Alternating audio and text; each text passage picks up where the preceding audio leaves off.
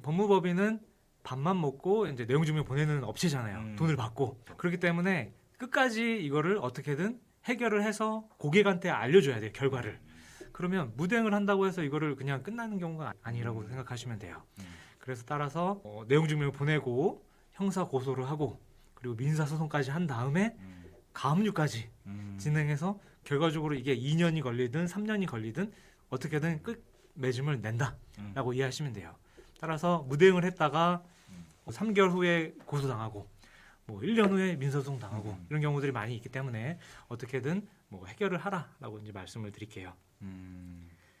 저 궁금한 거 하나 네. 여쭤봐도 되나요? 네. 그 이제 저 같은 경우도 옛날에 셀러 한 5년 정도 진행을 했을 때 네네. 사실 무대응하면서 넘어갔던 건들이 꽤 많았거든요. 네. 그러니까 저는 전문가는 아니지만 네네. 저희 입장에서는 봤을 때 법무법인도 대량 등록을 한다.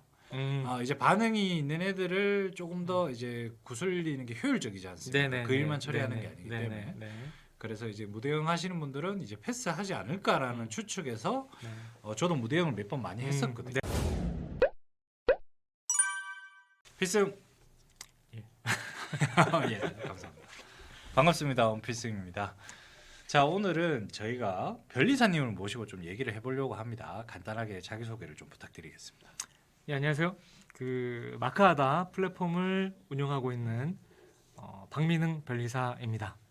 그 경력은 17년 정도 됐고요. 저희가 이제 서울대를 나와서 2008년도부터 변리사업을 하고 있고 그 마크하다라는 상표 출원 온라인 플랫폼을 지금 운영하고 있습니다. 네, 예, 반갑습니다. 반갑습니다. 예. 네.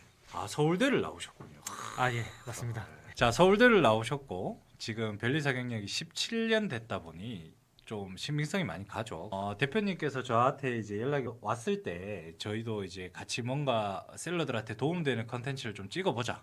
그리고 특히 저는 이제 대량 등록 위탁 이제 셀러들을 위한 채널이다 보니 그분들한테 우리가 어떤 이야기를 조금 신빙성 있게 해드릴 수 있을까를 고민했는데 제일 궁금한 게 일단 첫 번째로는 이제 지재권 대응 이게 제일 궁금할 거예요. 많은 분들이 카더라도 많고 실제로 겪으면서 느낀 것도 많지만 심플하게 제가 몇 가지 경우의 수를 나눠서 변리사님한테 한번 먼저 여쭤볼게요. 네네. 내용 증명이 날아올 수도 있고요. 첫 번째. 두 번째, 소장이 접수돼서 소장을 받을 수도 있고요. 그 다음에 경찰 소환 조사가 될 수도 있겠죠. 그 다음에 최근에는 이제 오픈마켓에서 이제 소명 요청을 하는 것들도 있어요. 그죠? 네. 이렇게 네 가지 경우의 수에 대해서 위탁셀러인데 내가 판매를 하다가 이런 경우의 수가 발생이 됐어. 근데 발생되는 경우의 수가 방금 말씀드린 네 가지인데 첫 번째부터 이제 내용 증명부터 한번 좀 풀어서 이럴 때는 어떻게 해야 되는지를 좀 설명해 주시면 네네. 도움이 많이 될 것 같습니다. 일단은 이제 대량 등록하신 분들 또는 이제 대량 등록이 아니더라도 물건을 이제 파시는 셀러분들이 그 내용 증명을 받는 케이스들이 요즘 너무나 많아졌습니다. 많죠. 기본적으로 왜냐하면 이제 상표권 또는 이제 디자인권 또는 저작권에 대한 어떤 중요성이 이제 점점 높아짐에 따라서 이런 개인도 내용 증명을 보내기도 하고 또는 법무법인이 메일을 보내기도 하고 그런데요. 기본적으로 내용 증명이라고 하는 게 셀러분들 처음 받으시면 너무나 이제 떨려해요. 살면서 이제 법을 어긴 적이 한 번도 없는데 하필이면 셀러를 하다 보니 내용 증명을 받게 되고 또 거기에 이제 되게 뭐 친절하게 써 있는 것도 아니고 뭐 합의금을 뭐 얼마 달라, 뭐 몇백만 원 달라라고 하기 때문에 뭐 상당히 이제 내용 증명 받으면 힘들어하시는 분들이 많습니다. 근데 이제 내용 증명을 받으면 개인으로부터 받은 거냐 또는 이제 법무법인으로부터 받은 거냐를 먼저 판단하시고 개인인 경우에는 실제로 권리가 있는지 여부를 판단하시는 게 중요하다. 왜냐하면 개인 같은 경우에는 권리도 없는데 보내는 경우가 많아요. 개인이 그냥 문자 보내는 거, 뭐 개인이 그냥 뭐 메일 보내는 거는 제가 봤을 때는 대부분 80% 이상 그냥 무시하셔도 되는 경우들이 많다라는 거를 이제 먼저 말씀드릴게요. 근데 이제 법무법인으로부터 받으면 이건 무시하면 안 된다. 그리고 흔히 이제 셀러분들 무대응하라라는 경우들이 많은데 무대응하면 안 된다. 이것도 이제 말씀드릴게요. 왜 근데 보통은 무대응을 하는 사람들이 많잖아요. 네. 그러니까 왜 어떤 점에서 안 되는 건가요? 실질적으로. 네. 일단 무대응을 하면 이제 법무법인으로부터 받은 내용 증명을 무대응을 하는 경우를 말씀드릴게요. 네. 법무법인은 밥만 먹고 이제 내용 증명 보내는 업체잖아요. 돈을 받고. 그렇기 때문에 끝까지 이거를 어떻게든 해결을 해서 고객한테 알려줘야 돼요, 결과를. 그러면 무대응을 한다고 해서 이거를 그냥 끝나는 경우가 아니라고 생각하시면 돼요. 그래서 따라서 내용 증명을 보내고 형사 고소를 하고 그리고 민사 소송까지 한 다음에 가압류까지 진행해서 결과적으로 이게 2년이 걸리든 3년이 걸리든 어떻게든 끝 맺음을 낸다라고 이해하시면 돼요. 따라서 무대응을 했다가 3개월 후에 고소당하고 뭐 1년 후에 민사소송 당하고 이런 경우들이 많이 있기 때문에 어떻게든 뭐 해결을 하라라고 이제 말씀을 드릴게요. 저 궁금한 거 하나 네. 여쭤봐도 되나요? 네. 그 이제 저 같은 경우도 옛날에 셀러 한 5년 정도 진행을 했을 때 네네. 사실 무대응하면서 넘어갔던 건들이 꽤 많았거든요. 네. 그러니까 저는 전문가는 아니지만 네네. 저희 입장에서는 봤을 때 이제 얘네들도 법무법인도 대량 등록을 한다. 이제 반응이 있는 애들을 조금 더 이제 구슬리는 게 효율적이지 않습니까? 네네. 그 일만 네. 처리하는 네네. 게 아니기 네네. 때문에 네.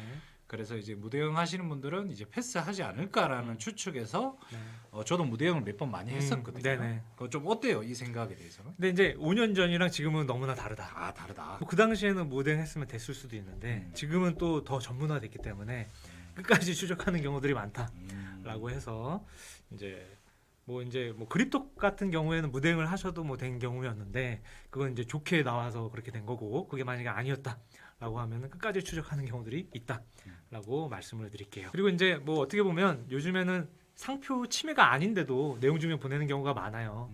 그래서 실질적으로 상표 침해가 아니다라는 것을 우리가 증명하면 뭐 어떻게 보면 이제 답변서를 씀으로써 끝내는 경우도 있다라고 말씀을 드릴게요.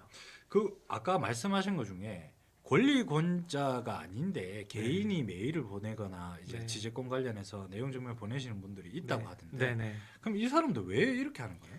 그냥 지식재산권에 대한 이해가 없으신 분들이에요. 그냥 막 던지는 그냥 막 거야? 던지는 경우들이 많기 때문에 남들이 그냥 뭐 문자 보내고 뭐 그런 경우에는 진짜 이게 뭐 상표권이 있느냐 저작권이 있느냐부터 확인하시는 게 좋다. 그리고 그냥 그런 거야말로 무대응하셔도 괜찮다라고 그렇죠. 제가 말씀드릴게요. 그러면 그런 것들은 보통 키프레스에서 이제 권리권자를 확인하는 거죠. 네 맞습니다. 그런 거는 이제 나중에 네. 변리사님 모시고 또 한번 네. 키프레스 사용법에 대해서 네. 한번 알려드리도록 하겠습니다. 두 번째로는 경찰 조사로 네. 이제 소환이 될 경우가 있잖아요. 그럴 경우는 어떠죠? 일단은 이제 뭐 저작권 침해라든지 뭐 상표권 침해로 경찰 고소하는 경우들이 많지는 않지만 있어요. 있는데 그때는 무작정 뭐 언제 나오라고 하면 가는 것보다는 정보 공개 청구가 있어요. 정보 공개 청구를 해서 내가 어떤 것 때문에 이슈가 돼서 이렇게 가야 된다라는 것을 먼저 확인하시는 게 제일 중요하다라는 거. 그리고 가서 내 구두로 설명하면 되게 힘들어요. 그래서 사전에 어떤 서류들을 좀 준비해서 뭐 내용 증명을 통한 어떤 답변서를 미리 준비해서 간다거나 그냥 그렇게 가시는 게 더 유리하다라고 말씀드릴게요. 왜냐하면 같은 건이라도 내가 어떻게 대응하느냐에 따라서 무혐의가 나올 수도 있고 또는 어떻게 대응하느냐에 따라서 벌금 200만 원이 나올 수도 있어요. 이거는 뭐 내가 어떻게 대응하느냐에 따라 다른 거예요. 뭐 준비를 잘 해가면 무혐의가 나오는 경우가 있고 또는 준비를 잘 못해가면 벌금이 나오는 경우가 있어요. 같은 케이스인데도 그래요. 이거는 이제 뭐 누굴 탓하는 건 아니고 경찰서마다 경찰마다 어떤 그 지식이 다르기 때문에 그런 부분들도 좀 중요하다라고 보시면 됩니다. 조사관의 스타일이죠. 조사관의 스타일과 셀러분의 스타일. 그렇죠. 잘 만나야 됩니다. 예, 맞습니다. 그럼 여기서 또 하나 궁금한 게 이거는 권리권자의 스타일이긴 하지만 네. 내용 증명을 보내는 사람하고 네네. 경찰에 신고를 하는 사람하고 어떤 게 좀 질적으로 달라요? 일단은 경찰에 신고하시는 분들은 기본적으로 약간 화가 많은 분들, 화가 많은 분들. 예, 화가 많은 에잇 분들, 이러면서. 네 맞습니다. 이제 화가 많은 분들이 있습니다. 음. 근데 항상 그런 분들 조심해야 되고요. 근데 이제 내용 증명 보내는 건 이제 보통 그 약간 전문적인 법무법인은 이게 순서대로 가는 거고 개인들은 그냥 뭐 화가 많은 분들은 고소하기도 하고 뭐 그런 차이들이 있습니다. 네. 그럼 법무법인에서는 진행할 때 거의 그냥 내용 증명이나 차례대로 순차적으로 네. 이제 진행을 하겠네요. 보통 네, 합의하거나 맞습니다. 민사로 예. 넘어가서 형사 넘어가서 네. 뭐 이렇게 진행하거나 네. 그죠? 법무법인은 이제 순서대로 해요. 이제 기본적으로 뭐 내용 증명 보내고 합의하거나 음. 아니면 이제 형사 고소하거나 그 다음에 민사 소송 가거나 음. 그 다음에 이제 뭐 순서대로 하는 게 이제 일반 법무법인이고요. 근데 이제 뭐 예외적으로 뭐 바로 뭐 민사 소송 하시는 법무법인도 있긴 합니다. 그건 이제 어떤 전략이라고 보시면 돼요. 상대방의 그렇게 이해하시면 될 것 같습니다. 알겠습니다.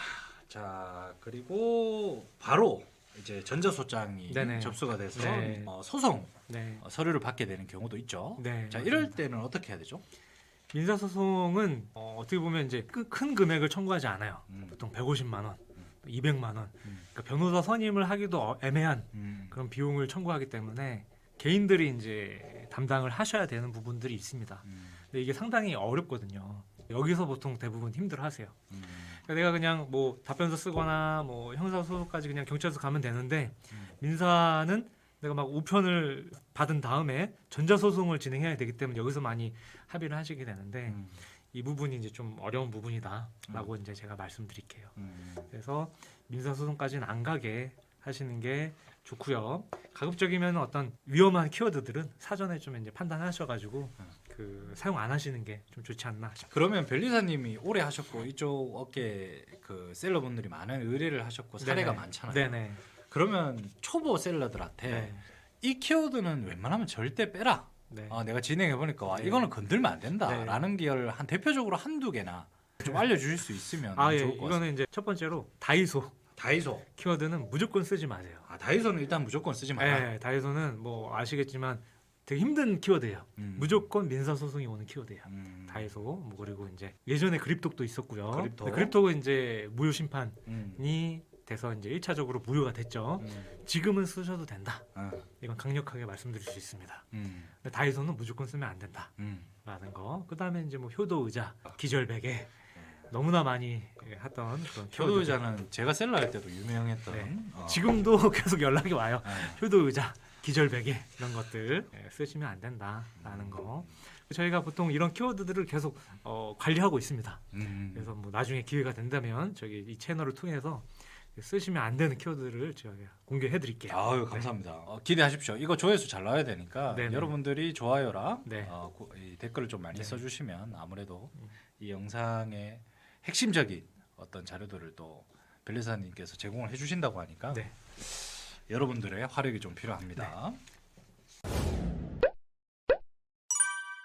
그리고 마지막으로 이제 자체 그 오픈마켓 플랫폼들에서 이제 그 판매자들한테 해당 부분에 대한 소명 자료를 요청할 때가 있죠. 그거를 못하면 페널티를 주고 이런 경우가 되게 많은데 이 부분에 대해서 한번 설명을 좀 네. 부탁드릴게요. 특히 이제 뭐 요즘에 제일 문제되는 게 쿠팡 그 지재권 침해로 인한 어떤 계정 정지가 제일 많이 있고요.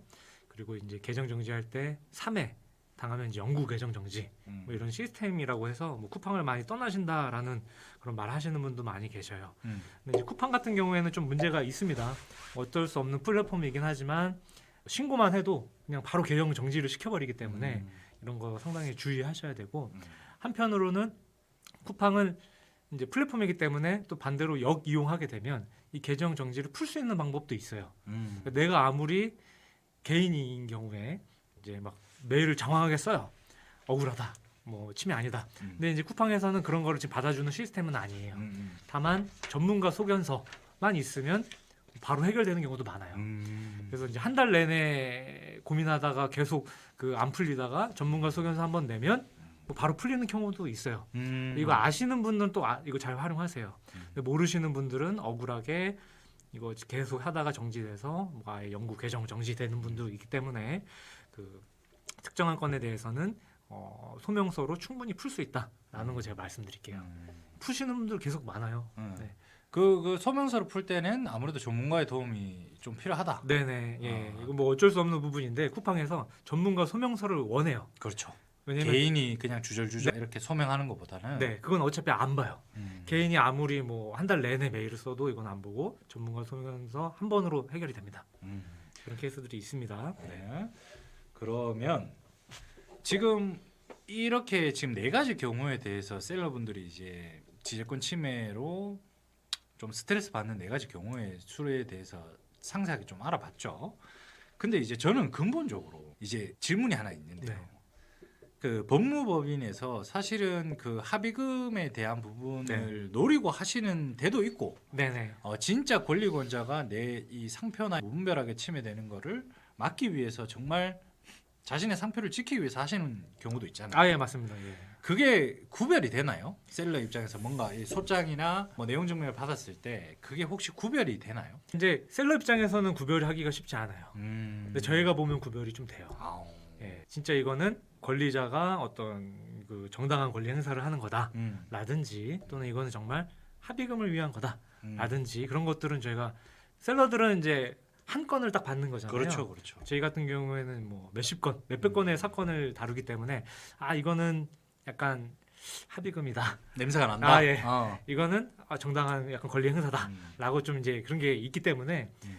상담을 받으셔야 돼요 무조건. 음. 왜냐하면 셀러는 한 건 가지고 고민하시는 거고 저희는 몇백 건의 어떤 데이터들이 있으니까 그렇죠.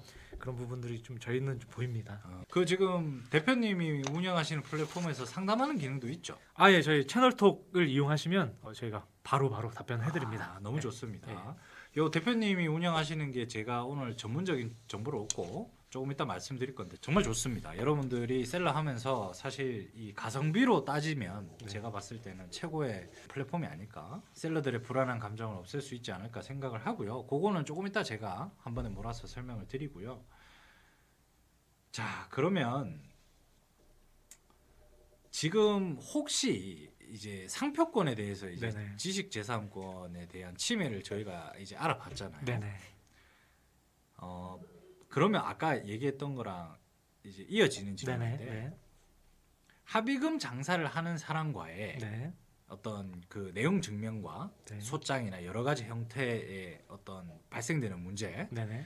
그리고 권리권자의 진짜 이거 내 상표를 지키겠다라고 하는 분의 어떤 문제를 네네. 봤을 때 네. 셀러 입장에서 어차피 구별이 안 되잖아요. 네네. 그럼 그걸 받았을 때 대표님께서는 많은 사건을 받지 않습니까? 네네. 네. 그러면 보통 합의금 장사는 대충 한 벌금 얼마나 뭐 민사가면 얼마나 나오더라 또는 진짜 권리권자는 이렇게 하면 돈도 안 내고 되더라 또는 돈이 나오게 되면 이 정도의 보통 합의를 보더라 라는 어떤 수치가 있나요? 뭐 정확한 금액 수치는 없는데 음. 일단은 합의금 장사라고 이제 얽히는 분들은 내용 증명에 합의금 얼마라고 이제 처음부터 적어요. 합의금 300만 원. 이거는 약간 합의금 장사로 좀 보여질 수 있다라고 하고 약간 정당한 권리자는 그 금액을 적진 않습니다. 이걸 내려주면 좋겠고 쓰지 않았으면 좋겠고 어떻게 이제 좀 우리 거를 이제 안 썼으면 좋겠다 정도가 이제 보통 나와요. 이게 확연하게 차이가 나요. 처음부터 돈을 목적으로 하고 있느냐 아니면 진짜 나는 이거를 지키고 싶다라는 뭐 둘 다 뭐 잘못된 건 아니지만 이렇게 차이가 있다라고 보시면 될 것 같습니다. 네. 이거는 지극히 그냥 모릅니다. 이거는 예. 그냥 통계적으로 네, 네. 체감상의 느낌을 네. 설명드린 거고 오해하시면 안 되고. 근데 이제 결론은 합의금 내용 증명이나 이제 적혀 있다라고 하면 여러분들은 일단은 전문가한테 상담을 받으세요. 제가 봤을 때는 혼자서 고민했던 시기가 옛날에 저가 셀러 할 때는 그랬다 치지만 지금은 이렇게 지금 대표님 플랫폼처럼 상담을 하고 이런 데 있어서 큰 비용이 들지 않으니 이런 플랫폼이 있으면 무조건 들어보고 얘기해보고 전문가의 말대로 어느 정도 전략을 짜서 대응을 하는 게 마음이 편하잖아요. 내 혼자 막 이 오픈 채팅방 뒤져보고 뭐 카페 글 뒤져보고 이렇게 해서 내 혼자 결론 내서 하기에는 불안하잖아요. 그 과정이 너무 힘들잖아요. 그죠? 심적으로. 그래서 그럴 때 이제 전문가의 상담을 받으시면 제일 깔끔하지 않을까. 그리고 이 제가 봤을 때는 애매한 금액을 많이 얘기하죠. 예, 맞습니다. 변호사를 예. 선임하는 비용 300에서 출발을 한다고 치면 합의금도 보통 한 250에서 300 언저리 합의를 할까 변호사를 쓸까 요 갈래의 것들이 많기 때문에 맞습니다. 예. 전문가의 상담을 받고 이런 사례는 어떤 식으로 대응하는 게 좋을까요가 더 현명하죠. 예, 맞습니다. 네. 기본적으로 아무리 이제 셀러분들한테 물어봐도 같은 셀러인 거예요. 네, 맞아요, 맞아요. 예, 같은 셀러예요. 맞- 제가 이제 활동하는 카페들이 있는데 거기서 이제 부정확한 정보들을 언급해 주신 분도 계셔요. 맞죠. 예, 그런 부분들이 있기 때문에 어차피 조언은 저희 전문직이 왜 전문직이니까 이제 많은 경험을 해봤기 때문에 뭐 저희가 상담을 해줄 수 있는 거고 정확한 정보를 얻는 게 더 중요하다라고 네. 말씀드릴게요.